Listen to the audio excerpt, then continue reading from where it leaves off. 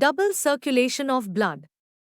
In today's video, we'll discuss a very important topic for your Class 10 Science. Double circulation of blood, simple definition, importance and process. Learning points. Simple definition.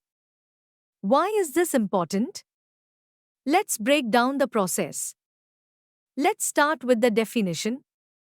Double circulation means, in one complete cycle, the blood passes through the heart twice.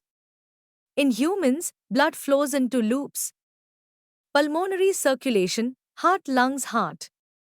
Systemic circulation, heart body heart. This system helps in separating oxygen-rich blood from oxygen-poor blood. It ensures that oxygenated blood from the lungs is delivered properly to all parts of the body. It prevents the mixing of oxygenated and deoxygenated blood. It increases the efficiency of oxygen and nutrient transport. Parts of the heart: vena cava, right atrium, right ventricle, pulmonary artery, pulmonary vein, left atrium, left ventricle, aorta, pulmonary circulation. The right side of the heart pumps deoxygenated blood to the lungs through pulmonary arteries. In the lungs, the blood receives oxygen and releases carbon dioxide. Systemic circulation.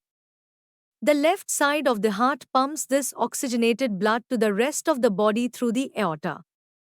The body cells use the oxygen, and the blood becomes deoxygenated again. It returns to the heart, and the cycle continues. So remember, the heart plays a central role in keeping oxygen-rich and oxygen-poor blood separate. Double circulation is equal to twice through the heart in one cycle, once for oxygenation, lungs, and once for distribution, body. That's all for today's quick and easy explanation of double circulation of blood.